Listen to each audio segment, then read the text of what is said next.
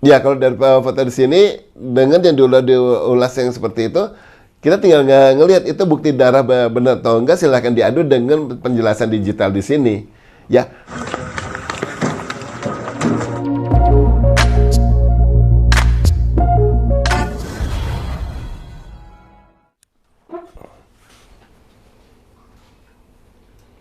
Oke. Abah, Abah, selamat siang Abah. siang. Abah, pengen tahu nih perkembangan dari sisi telematika ya kan, untuk video yang beredar Vena Melinda itu foto kan, foto yang beredar bahwa terjadinya KDRT dengan sisi berdarah itu, dari Abah sendiri gimana sih melihat dari foto itu? Oke, saya menyampaikannya secara umum kayak yang lain-lain semua, jadi nggak perlu ngikutin lagi dari pertanyaan. Saya akan menceritakan semua pola, ya, ujung ke ujung. Tinggal di-cut aja sama reporter nanti mau kayak gimana, ya. Oke. Kalau kita bicaranya ini adalah soal foto tersebut, ya. Saya jadi bukan membahas orangnya. Yang saya bahas adalah ada suatu konten berisi ada seseorang yang hidungnya berdarah, oke, yang kemudian tersebar dan kemudian ada penyertanya bahwa itu karena mengalami KDRT. Oke, nah, jadi saya melepas lagi bahwa itu kasusnya adalah Vena Melinda yang katanya dipukul sama Ferry Irawannya dan lain sebagainya. Saya hanya ngeliat sekarang dari bukti foto di sini. Apabila bukti foto ini dijadikan sebagai bukti andalan untuk dilakukan pelaporan kepada polisi, ini bagi saya malah aneh. Kenapa? Karena bukti fotonya kenapa cuma satu? Ya, normalnya seseorang saat dia mengalami KDRT dan itu akan menjadi andalan, nggak mungkin hanya satu foto, tapi ada beberapa, ya, dari beberapa angle-nya dia akan fotoin gitu. Kenapa? Karena ini udah eranya sekarang gitu. Karena yang bersangkutan selfie. Beda halnya kalau sifatnya adalah di capture seseorang lagi jalan kemudian dia mengalami sesuatu, maka hanya bukti cuma satu wajar. Tapi saat ini dilakukan secara selfie pasti harusnya banyak buktinya. Kenapa hanya cuma satu? Itu udah suatu pertanyaan yang besar. Kemudian kalau kita lihat sekarang dari lukanya, itu saya mau bahas. Oke. Ada hidung berdarah banyak dari lubangnya sebelah kiri. Jadi kalau ini si wanitanya, ya, si korban, hidung banyak dari sebelah kiri. Nah, dengan demikian hidung tersebut kalau sampai keluar darah segitu banyak, karena sampai ke baju nih, keluarnya nggak hanya sedikit, berarti yang bersangkutan telah mengalami trauma atau telah mengalami pukulan yang berat sekali, ya, sampai dia di hidungnya. Nah, pukulan tersebut hanya satu-satunya cara adalah lewat pipi atau lewat dari depannya. Bagaimana mungkin suatu darah keluar dari satu lubang hidung, dan sementara di area pipinya itu tidak mengalami luka, tidak mengalami lebam. Ya, itu yang menjadi saya bukan mempermasalahkan secara psikolog lihat dari bukti wajahnya, bukan lihat dari secara fisiknya, ya, bukan dari sisi kedokteran.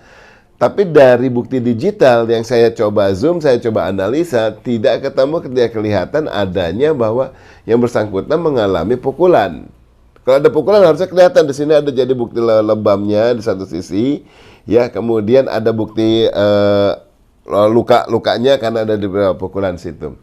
Yang kedua, ada sedikit memar itu di sebelah kanan. Ya, bukan di kiri, memarnya itu adalah di sebelah kanan. Kalau memar tersebut di sebelah kanan, kenapa yang luka yang keluar mimisnya itu adalah di sebelah kiri? Ini luka semacam apa yang bisa memutar balik dari belakang tulang gitu? Itu jadi suatu pertanyaan. Dan luka tersebut belum jelas apakah luka beneran ataukah itu suatu rona merah saja. Kalau saya lihat sih hanya sebagai suatu semburat, ya, bukan luka pukulan. Luka pukulan sama semburat itu lain gitu loh. Oke.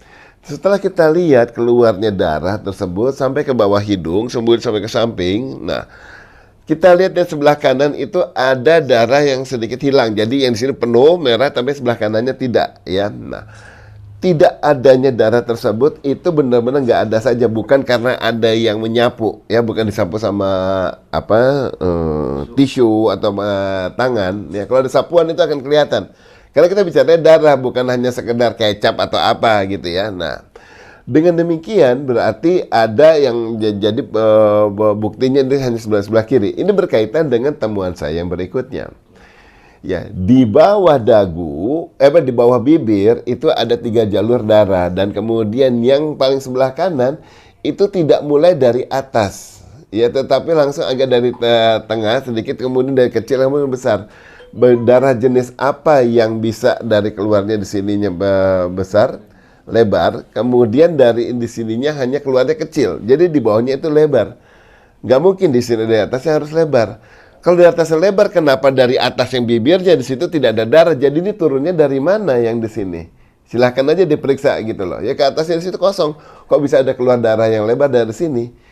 Yang mungkin adalah data dari dalam sama-sama melebar keluar mungkin. Tetapi kalau dia berdiri sendiri, jalur ini jatuhnya dari mana? Jadi suatu pertanyaan. Oke. Lanjut adalah saat darahnya turun sampai ke dagu kemudian sampai ke bawah sini, ya.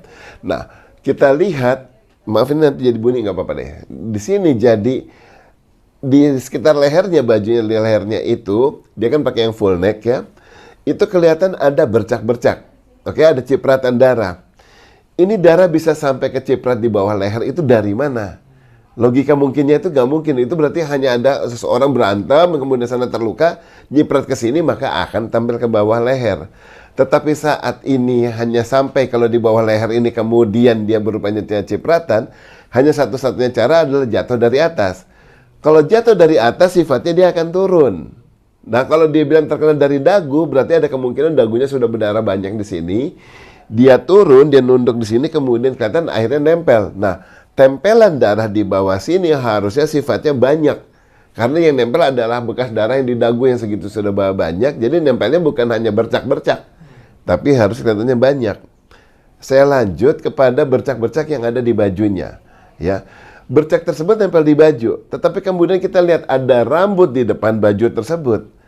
Bagaimana mungkin ada luka darah sampai nempel ke baju sementara tidak kena rambut? Ya, rambutnya benar-benar bersih.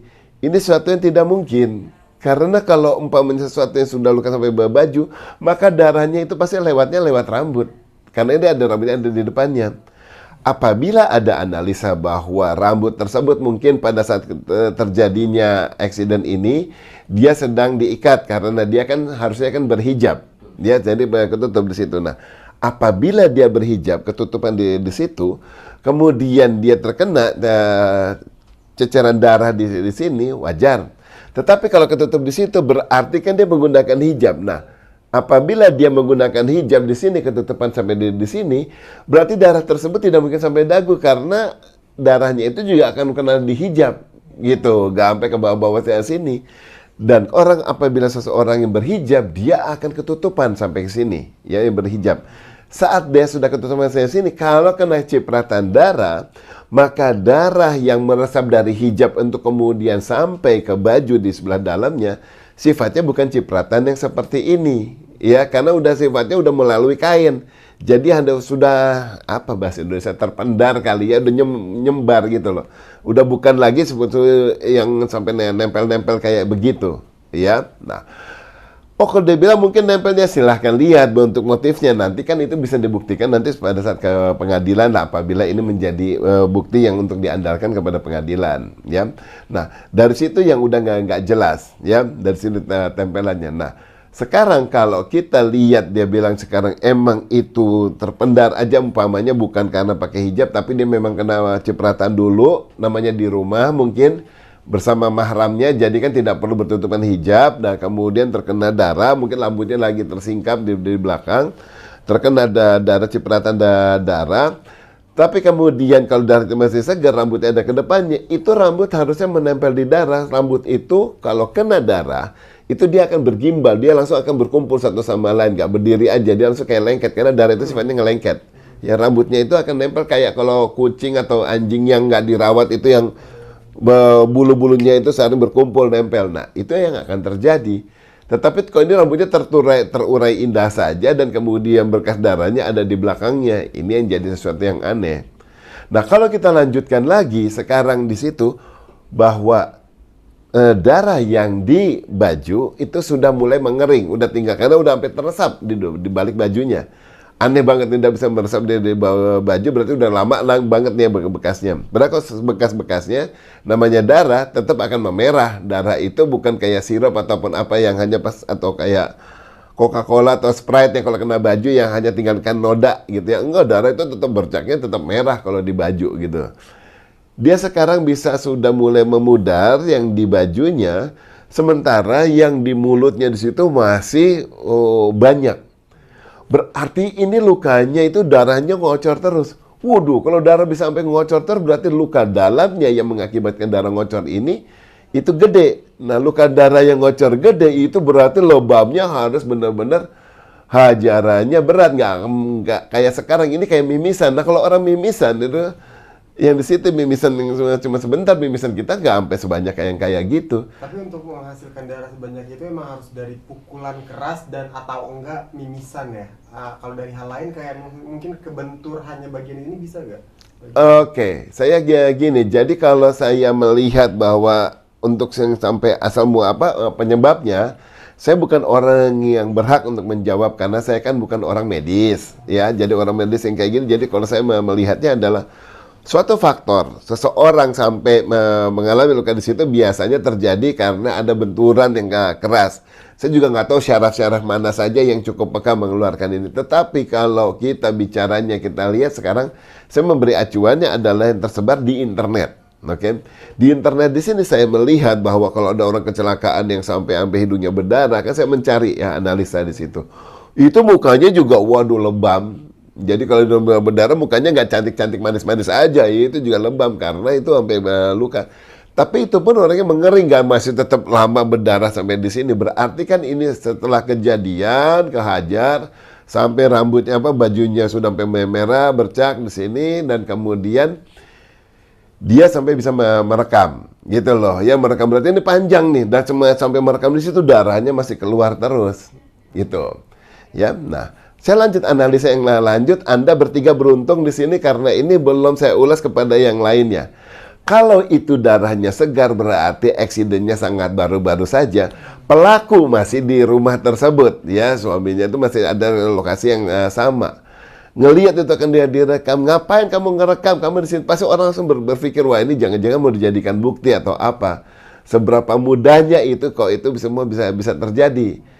Satu-satunya cara alibinya bisa dilakukan apa? Oh iya, lagi di dalam kamar lagi di situ, jadi udah mengunci diri dulu atau apa. Nah, itu silahkan aja lah pihak-pihak yang bersangkutan siap-siap bersegera membuatkan skenarionya.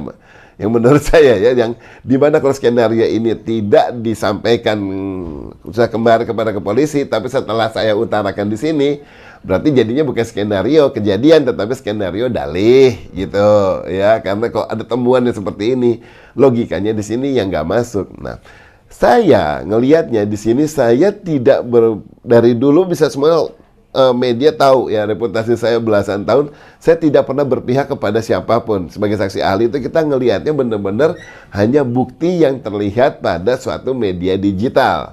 Jadi saya mengelola media digitalnya, ya. Nah, tetapi unsur pendukungnya, kalau saya bilang setelah ada media digital seperti ini dan sebegitu banyak, ayo coba dibuktikan sampai umpamanya yang menetes, ya, menetes ya dia di bawah umpamanya. Oh, kalau menetes di suatu tempat, nah menetesnya di situ, itu bisa kelihatan berarti kejadiannya di mana, kemudian dia larinya kemana.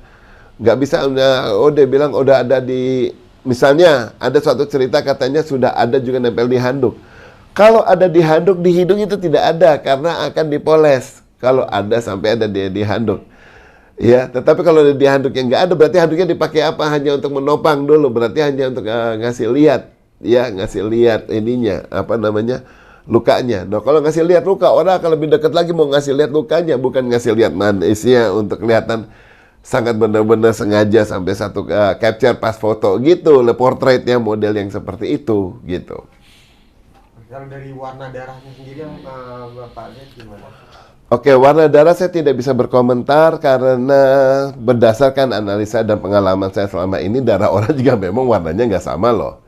Ya, darah orang semuanya beda-beda. Ada yang darah segar, darah apa, setiap orang beda-beda. asupan kita, kondisi kita, penyakit kita mengakibatkan darah itu beda-beda kontennya kan, campurannya jadi beda-beda. Saya tidak bisa menganalisa itu sebetulnya campuran darahnya atau bukan ya, karena kita mesti ngelihat juga dari tadi sumber darahnya dan kemudian kejadian yang bersangkutan biasanya seperti apa ya. Tetapi yang paling mungkin adalah kalau darahnya seperti itu, kalau bekas darahnya masih ada di baju ataupun yang ada di bekas muka itu masih ada, itu bagi pihak kepolisian atau pihak rumah sakit bisa melakukan visum ya, bisa melakukan pengujian aja, sampel darahnya diambil. Kemudian mungkin ada kalau ada di karpet, di baju atau di mana diambil, dilihat kecocokannya dan kemudian silahkan diambil sampel darah dari yang bersangkutan, dicocokkan ada nggak kecocokan tersebut. Ya, nah apabila dari yang bukti di karpet dan di baju dan kemudian cocok dengan bukti darah yang bersangkutan, berarti memang ini adalah darah yang bersangkutan. Tinggal penyebabnya dilihat. Penyebabnya itu terjadi karena benturan atau kalau mimisnya juga darah yang bersangkutan kan, namanya dari dalam. Ya, tetapi kalau umpamanya sekarang di situ diakibatkan dari pukulan, nah bagaimana sampai ada bisa darah ngocor begitu banyak? Pukulan jenis apa yang bisa tidak kelihatan di bekasnya mukanya, tetapi mengocorkan darah yang sedemikian banyak? Abah, terakhir kan dari Polres Jawa Timur menekankan bahwa itu hanya tekanan, menekan di dahu. Dari dahunya Ferry pun juga mengakui bahwa itu bukan pukulan, tapi menekan dengan dahu. Ya kan? Abah sendiri benar dengan tekanan dengan bau dengan darah sekental itu benar atau enggak sih? Itu kayaknya sudah ke medis, saya juga tidak bisa masuk logika. Kalau kita bicara logika sekarang bawah ditekan keluarnya di sini, ya itu yang aneh. Saya nggak bisa ngelihat dia di situ ada suatu logikanya ke sana. Tapi itu lebih baik ke dokter kalau yang di sana. Ya karena kok mungkin darah ditekan dagu keluarnya di hidung. Kalau saya kan ngelihatnya bukti digitalnya gitu. Oke, pertanyaan terakhir Pak yang saya... Tadi udah terakhir lagi. Ngomong terakhir lagi saya kasih piring. Gak apa-apa, bercanda.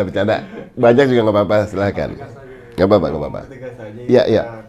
Untuk keaslian foto itu ada unsur editing nggak sih di foto itu? Oke, itu belum saya ulas. Bagus, Karen. Jadi gini, dari bukti yang ada ya bahwa gambar tersebut tidak ada editan digital. Ya, tidak ada editing di digital. Tetapi lebih berkesan editing, jadi bukan rekayasa digital, tetapi ini rekayasa konten. Apa bedanya rekayasa digital dan rekayasa konten? Kalau rekayasa digital itu diinikan, diedit, di sini dikasih tambahan, imbuhkan apa segala. Ya secara digital darahnya dibikin lebih real, dibikin polesan-polesan, itu digital. Tapi kalau ini rekayasa konten, itu semudahnya yang tidak ada jadi ada di sana, atau yang tidak terjadi jadi terjadi, yang harusnya terjadi jadinya tidak jadi, yang harusnya ada jadinya tidak ada. Ya rekayasa konten di situ. Dalam hal ini apa? Misalnya tadi itu cipratan ada di situ karena logikanya aja yang tadi saya bilang nggak ada hubungannya sama rambut, kok bisa tidak sama sekali berbekas di rambut, berarti yang di baju kayaknya itu sudah rekayasa konten. Ya kemudian setelah ini rambut udah di body udah sudah mengering, tetapi darahnya masih mengocor deras banyak, itu juga bisa dibilang rekayasa konten gitu ya. Nah kemudian tidak adanya luka di sini tetapi kemudian darah bisa banyak, itu juga mungkin rekayasa konten, terkecuali ada luka. Nah kalau lukanya dibilang sembuh dulu nggak mungkin, sifatnya satu hari yang sama langsung katanya sudah ke rumah sakit kok ya. Jadi bekas luka aja jangankan berjam-jam, berhari-hari aja kita bukan lubang, malah kalau habis kena hari pertama masih lebamnya sedikit, pas hari berikutnya malah di muka jadi ungu, jadi apa, jadi karena kan memarnya itu jadi melebar gitu. Abang kan pinter nggak ngomong sekali gitu dong, nggak ngomong terakhir. kalau kan abang melihat perkembangan KDRT para artis atau masyarakat, dari perbedaan KDRT-nya si Bilar sama Lesti itu, abang itu melihatnya dari sisi bentuk muka atau bentuk memar itu bedanya di mana? Oke, yang Bilar tidak ada bukti digital mengenai KDRT, ya di Lestinya. Sejauh ini bukti digitalnya nggak pernah, yang jadi ditampilkan adalah bukti digital rekaman CCTV. Ya malah saya nggak pernah ngelihat bukti tersebut. Selalu pas udah di rumah sakit, udah ketutupan masker, udah apa gitu loh. Jadi nggak kelihatan, nggak bisa terbukti. Kalau ini kan tidak ada bukti apa yang ada adalah bukti biasanya dan tidak ada bukti CCTV-nya terbalik. Pertanyaan bagus. Bukti CCTV harusnya ada, yaitu di rumah sakit dan di hotel. Ya, saya ceritakan sama media yang lainnya juga kok. Jadi CCTV tersebut harusnya ada dari mulai koridor, mungkin ada dari di dalam lift ataupun kemudian sampai di lobi, sehingga kelihatan mungkin datangnya masih baik-baik saja kah, apa sudah mulai renggang, sudah mulai ada ribut-ribut kecil sehingga ditinggalkan, biasanya kan gitu ya. Nah, kemudian setelah keluar itu umpamanya ke rumah sakit, apakah tergesa-gesa, apakah jalan biasa aja gitu loh. Nah, di situ bisa kelihatan. Ya, dan saat udah ke rumah sakit di situ pakai baju yang sama atau enggak, udah sempat ganti baju gitu loh. Ya, nah, di sini akan kelihatan dari sana bukti tersebut kalau dengan ada CCTV, dari gesturnya, dari waktunya bisa ketahuan, dari lokasi berarti benar terjadinya di hotel tersebut. Ya, dan kemudian dia benar datang ke rumah sakit tertentu dan kemudian waktunya ada yang terekam di hotel dan di rumah sakit. Berarti kelihatan itu benar-benar dia langsung dari hotel memang menuju ke rumah sakit terdekat misalnya. Nah, dari bukti tersebut itu bukti TKP yang bisa dimanfaatkan oleh kepolisian untuk menganalisa, untuk mengolah lagi lebih mendetil ini sebetulnya kejadiannya benar-benar terjadi atau apakah ada yang kejanggalan atau enggak gitu. Tapi kalau teman saksi mata tanpa ada bukti video itu bisa dipercaya nggak sih? Oh, enggak, no comment. Saya telematika, no comment namanya kayak gitu. Tetap Saya harus ada bukti digital yang saya olahnya di situ. Karena itu kan cuma hanya iya. Pak Abah ini teman menganalisa bahwa harus ada bukti. Iya. Jadi saya gini, saya nggak mau mengada-ngada suatu kejadian kemudian saya melakukan analogi. Enggak. Di telematika itu kita sesuatu yang memang terbukti adalah pertama ada bukti digitalnya. Dengan ada bukti digital kita bisa tahu W4H. Who, what, where, when, dan how, gitu loh, ya. Siapa yang melakukannya, apa yang terjadi, kemudian di mana dilakukannya, kapan terjadinya, dan bagaimana kemungkinan terjadinya. Kalau ditanya why, kenapa dia sampai dipukulnya kayak gitu, yang why-nya kita nggak pernah tahu. Karena itu udah sifatnya yang namanya alasan, modus, motif, kemudian yang apapun yang sifatnya membuat orang melakukan sesuatu itu kan tidak terekam di digitalnya. Jadi intinya darah itu belum bisa dianalisa itu darah benar atau darah bohong ya? Ya, kalau dari foto di sini dengan yang diulas yang seperti itu, kita tinggal ngelihat itu bukti darah benar atau enggak, silahkan diadu dengan penjelasan digital di sini. Ya, kami tidak membenarkan apa ulasan yang kami di telematika. Kita nggak untuk dibenarkan, ya. Kita untuk dijadikan perbandingan. Apabila saya sejauh ini juga udah belasan tahun menjadi saksi ahli gitu loh. Apa yang kita sampaikan ini tidak untuk membenarkan sesuatu kasus, tetapi menjadi justifikasi bantuan bagi pihak pengadilan, pihak hakim untuk melihat pertimbangan ini. Kita nggak bilang, oh itu benar, oh ini salah. Enggak, kita cuma bilang yang terjadi begini, yang terjadi begitu. Oh, si A bilang melakukan itu, yang kemungkinan terjadinya ada seperti ini, gitu. Tidak menjadi acuan. Kenapa? Tidak menjadi. Gini, menjadi acuan hakim atas penjelasan dari kita, tetapi kita tidak mau menunjukkan siapa yang benar, siapa yang salah. Enggak. Terima Iya. kasih. Lumayan bisa